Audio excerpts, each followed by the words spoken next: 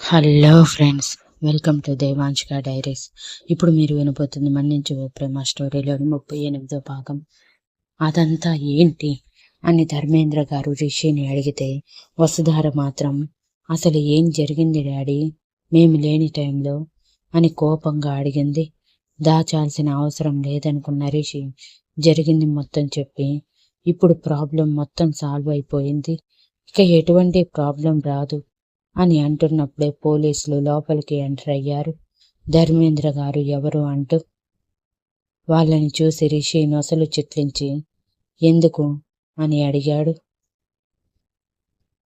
Because arrest చేయటానికి వచ్చాము. ఆయన చేస్తున్న తప్పుల్ని బయట పెట్టాలని చూసినా అతన్ని చంపేశారని బెదిరించి మరి అతని చేత ఏ తప్పు చేయలేదన్న వీడియో రిలీజ్ చేయించడంతో పాటు అతని కుటుంబాన్ని కూడా చంపేస్తానని బెదిరించానని ఫైల్ అయ్యింది, మాకు కోఆపరేట్ చేయండి అని అనగానే రిషి పళ్ళు నూరుతూ జై వైపు చూశాడు. జై వెంటనే మాకు కొంచెం టైం ఇవ్వండి, బెయిల్ అరేంజ్ చేస్తాము అని అంటాడు. సార్ ఆల్రెడీ ధర్మేంద్ర గారు బెయిల్ మీదే బయట ఉన్నారు, అది మీకు తెలుసు అని ఎస్ఐ అనగానే జై అసహనంగా, అయితే ఏమైంది, ఆల్రెడీ బెయిల్ మీద ఉన్న వ్యక్తిని అరెస్ట్ చేయకూడదని మీకు మాత్రం తెలియదా అని అరిచాడు. సార్ ఇది నార్మల్ ఇష్యూ కాదు, పబ్లిక్ ఇష్యూ, మేము రెస్పాండ్ అవ్వకపోతే పబ్లిక్కి మా మీద ఉన్న నమ్మకం పోతుంది, ప్లీజ్ మాకు కోఆపరేట్ చేయండి అని ధర్మేంద్ర గారు హ్యాండ్ కప్స్ వేస్తూ ఉంటే వసుధార కోపంగా, నా తండ్రి ఏ తప్పు చేయలేదు, కావాలని మీరు ఇదంతా చేస్తున్నారు అని అంటుంటే రిషి తనని పట్టుకుని ఆపి, నేను చూసుకుంటాను వసు, అరగంటలో మావయ్య ఇంట్లో ఉంటారు, నువ్వు టెన్షన్ పడకు అని చెప్పి ధర్మేంద్ర గారితో, మీరు పదండి మావయ్య, నేను వస్తున్నాను అని అన్నాడు. ధర్మేంద్ర గారు నిస్సహాయంగా రిషి వైపు ఒకసారి చూసి పోలీసులతో పాటు కదిలితే రిషి వసుధారతో, వర్షిత్ జాగ్రత్త, వీటన్నిటి గురించి ఆలోచిస్తూ వాడిని వదిలేయకు అని సీరియస్గా చెప్పి బయటికి కదులుతుంటే వసుధార ఏడుస్తూ నేను వస్తాను అని అడిగింది. మేము కూడా వస్తామన్నయ్యా, అసలు ఇదంతా ఏంటో మాకేం అర్థం కావట్లేదు అని అంజలి కూడా ఏడుస్తూ అనగానే రిషి జై వైపు చూశాడు. జై అంజలి భుజం చుట్టూ చేయి వేసి, రిషి అన్నీ చూసుకుంటాడు, నువ్వు ఆగు అని చెప్పి అంజలిని ఆపితే వసుధార మాత్రం ఒప్పుకోలేదు. ఇక తప్పక అంజలి వాళ్ళతో వర్షిత్ని చూసుకోండి, మేము తిరిగి వచ్చే వరకు అని చెప్పి వసుధారని తీసుకుని కారులో బయలుదేరారు. ధర్మేంద్ర గారిని తీసుకువెళ్తున్న జీప్ని ఫాలో చేస్తూ. అలా జీప్ స్టేషన్ వైపు కాకుండా మరోవైపు వెళ్ళటం చూసిన రిషి పళ్ళు నూరుతూ, అనుకున్నా ఇదంతా మీ పని అని కార్ స్పీడోమీటర్ రైస్ చేసి జీప్ని దాటి ముందుకు వెళ్తే వసుధార అయోమయంగా, రిషి ఎక్కడికి, డాడీ వెనకున్నాడు అని అతని భుజాలు కదుపుతూ ఉంటే, సైలెంట్గా ఉండు వసు, నేనేం చేస్తున్నానో నాకు తెలుసు అని అరిచి మల్హోత్రా మ్యాన్షన్ దగ్గరికి తీసుకువెళ్ళాడు కార్ని. ఆ కారు వెనకే వచ్చింది ధర్మేంద్ర గారిని తీసుకువచ్చిన జీప్.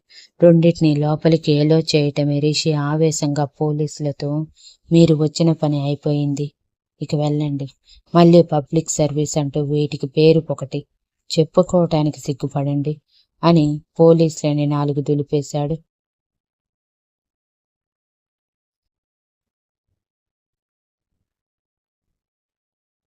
ఎస్ఐ, సారీ సార్, మాకు పైనుంచి ఆర్డర్, తప్పలేదు అని చెప్పి వాళ్ళు వెళ్ళిపోయాక రిషి ఆవేశంగా లోపలికి వెళ్తే వెనకే వసుధార ధర్మేంద్ర గారు కూడా వెళ్ళారు.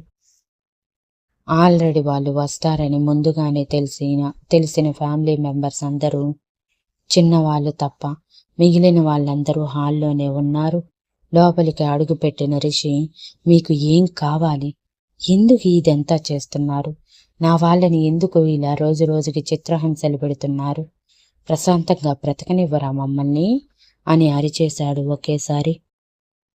వాళ్ళు సంతోషంగా ఉండాలంటే మీరు మాతో పాటు ఉండాలండి, ఒప్పుకోండి, మీరు మాతో పాటు ఉంటానంటే ఇప్పుడే ఇవన్నీ ఆపేస్తాం అని గాయత్రీదేవి గారు పైకి లేస్తూ అనగానే రిషి అసహ్యంగా ఆవిడని చూసి మొహం తిప్పేసి, సిగ్గుపడండి కొంచెమైనా, పెద్ద వయసులో ఉన్నారు, అటువంటిది మీరే ఇలాంటి పనులు చేస్తున్నారంటే ఏమనాలి మిమ్మల్ని? అయినా నా ఫ్యామిలీని వదిలేసి మీతో ఎందుకు నేనుండాలి, నాకేం అవసరం అని అరిచాడు రిషి. అయితే ప్రతిరోజు ఇలాంటివి ఎదుర్కోవటానికి సిద్ధంగా ఉండండి. అలాగే మీరు మన ఫ్యామిలీతో పాటు వాళ్ళు కూడా ఇక్కడే ఉంటారన్న మాకు ఎటువంటి అభ్యంతరం లేదు. అదిగో ఆ పెద్ద మనిషి మీతో పాటు వస్తానన్నా కూడా మాకు ఎటువంటి అభ్యంతరం లేదు.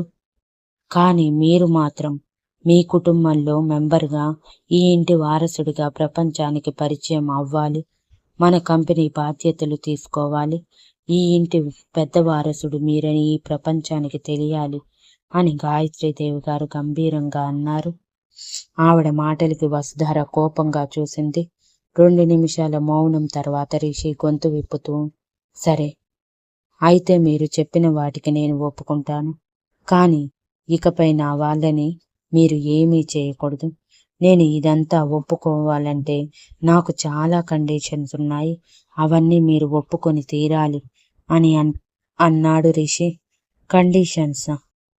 నీ వాళ్ళతో నువ్వు ఉండటానికి కూడా కండిషన్స్ పెడుతున్నావా రిషి అని అజయ్ గారు, ప్రమీల గారు కోపంగా అంటుంటే, నా వాళ్ళ సేఫ్టీ కోసం నేను ఎంత దూరమైనా వెళ్తాను అని రిషి అంతకంటే కోపంగా అన్నాడు. తప్పకుండా మీరు ఏ కండిషన్స్ అన్నా మేము ఒప్పుకుంటాం. కానీ మీరు మాత్రం ఈ ఇంట్లోనే ఉండాలి అండి అంటూ గాయత్రీదేవి గారు సంతోషంగా అనగానే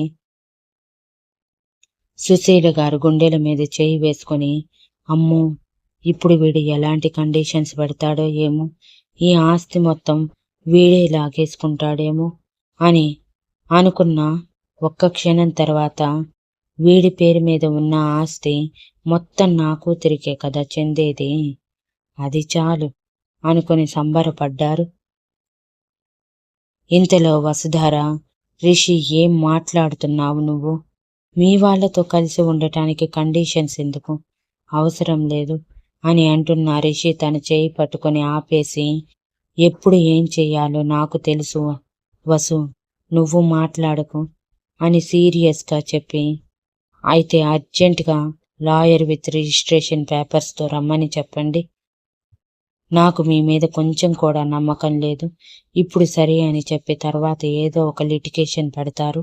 ఇదంతా నా కళ్ళెదురుగానే జరగాలి అని అన్నాడు రిషి. గాయత్రీదేవి గారు గంభీరంగా, అజయ్ అవేంటో చూడు అనగానే అజయ్ గారు పర్సనల్ లాయర్ని రిజిస్ట్రేషన్ పేపర్స్ తీసుకొని రమ్మని పిలిచారు. ఆయన వచ్చే వరకు కూడా రిషి కూర్చోమన్నా కూర్చోకుండా అలానే నిలబడి ఉన్నాడు. గాయత్రీదేవి గారు కూడా రిషితో పాటు సమానంగా నిలబడి ఉంటే మిగిలిన వాళ్ళ ఆవిడ మీద గౌరవంతో నిలబడ్డారు. వసుధారకి మాత్రం చాలా టెన్షన్గా ఉంది, రిషి ఏం కండిషన్స్ పెడతాడో అని. కానీ ఆ కండిషన్స్ వల్ల వర్షిత్ ఎంత ఎఫెక్ట్ అవుతాడో అని. అరగంటలో లాయర్ మల్హోత్రా మ్యాన్షన్కి చేరుకుంటే గాయత్రీదేవి గారు లాయర్ని కూర్చోబెట్టి, ఇప్పటికైనా కూర్చోండి అని అనగానే రిషి వసుధారని, ధర్మేంద్ర గారిని తీసుకువెళ్ళి 3 సీటర్ సోఫాలో పక్కనే కూర్చోబెట్టుకొని తను కూర్చున్నాడు. రిషి కూర్చోగానే గాయత్రీదేవి గారు, ఇప్పుడు చెప్పండి మీ కండిషన్స్ ఏంటి అని అడిగారు సంతోషంగా.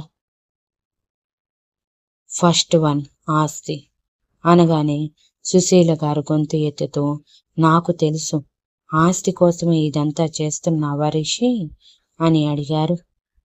గాయత్రీదేవి గారు కోపంగా, నువ్వు ఆపు సుశీల అని అరవటంతో సుశీల గారు మూతి తిప్పి సైలెంట్ అయితే రిషి నవ్వుకుంటూ, మీ ఆస్తి మీద నాకు మోజు లేదు, నేను చెప్పేది పూర్తిగా వినండి. నాకు నా తమ్ముళ్ళకి, చెల్లెళ్ళకి సమానంగా ఆస్తి పంపకం ఉండాలి. వాళ్ళ పేర్ల మీద ఆస్తి రిజిస్టర్ అవ్వాలి. అండ్ నా ఆస్తి నా కొడుకు పేరు మీద ఉండాలి. ఆ ఆస్తికి గార్డియన్గా నా భార్య ఉండాలి. పొరపాటున వాళ్ళకి ఏదైనా జరిగితే ఆస్తి మొత్తం అనాథాశ్రమానికి వెళ్ళాలి. అలా వీలునామా సిద్ధం చేయండి అని అన్నాడు. రిషి కండిషన్కి అందరూ కళ్ళు తేలేస్తే సుశీల గారు పళ్ళు నూరుతూ, ఈ ఇంట్లో ఉంది మీరు మాత్రమే కాదు, మేము కూడా ఉన్నాం, ఈ ఆస్తిలో మాకు కూడా భాగం ఉంది అని అనగానే, మీరు ఈ ఇంటికి కూతురు మాత్రమే, మీరు శ్రీధనం కింద వచ్చిన ఆస్తి మొత్తం ఎప్పుడో మీ పేరు మీదకి చేరిపోయింది. ఈ ఆస్తంతా మాది, ఇందులో చిల్లి గవ్వ కూడా మీకు సంబంధించింది కాదు. ఇంకొకసారి నోరెత్తారంటే ఈ ఇంటి బయట ఉంటారు మీరు అని వార్నింగ్ ఇచ్చి, రాశారా లాయర్ గారు అని అన్నాడు తన ఫస్ట్ కండిషన్ గురించి. రాశాను బాబు అని లాయర్ అనగానే, నెక్స్ట్ మంత్ ఈ ఇంట్లో ప్రతి ఒక్కరూ నాకెంత గౌరవం ఇస్తారో నా భార్యకి బిడ్డకి కూడా అంతే గౌరవం ఇవ్వాలి. వాళ్ళ కంటి నుంచి చిన్న కన్నీటి బొట్టు రాలిన దానికి కారణం మీరే అవుతారు అని గాయత్రి దేవి గారి వైపు పాయింట్అవుట్ చేసి చూపించి చెప్పి, వాళ్ళ వంటి మీద చిన్న గీత పడినా దానికి మీరే కారణం. వాళ్ళు ఇష్టమైతేనే ఎవరితోనైనా మాట్లాడతారు, బలవంతంగా మాట్లాడించటానికి ట్రై చేయకూడదు. ఏ క్షణం అయినా నా భార్య నా బిడ్డ ఈ ఇంటి నుంచి వెళ్ళిపోవాలి అనుకుంటారో ఆ క్షణం మీరే సగౌరవంగా వాళ్ళని పంపించేయాలి అని అంటాడు రిషి. అలా ఎలా కుదురుతుందండి? ఇప్పటికిప్పుడు మీ భార్య మిమ్మల్ని తీసుకొని బయటికి వెళ్దామంటే మీరు వెళ్ళిపోతారు కదా, అది కుదరదు అని గాయత్రీదేవి గారు అనగానే, ఓకే దెన్, నా భార్య బిడ్డ బాధగా నా దగ్గరికి వచ్చి ఇంట్లో మేము ఉండము, ఈ ఇంట్లో వాళ్ళందరూ మనుషులు మమ్మల్ని మనుషులుగా చూడట్లేదు, ఇష్టానికి మాట్లాడుతున్నారు, ఇష్టానికి బిహేవ్ చేస్తున్నారు అని చిన్న కంప్లైంట్ వచ్చినా ఉండలేను అంటే అప్పుడు మీరే మమ్మల్ని పంపించాలి నా ఆస్తితో సహా అని అన్నాడు.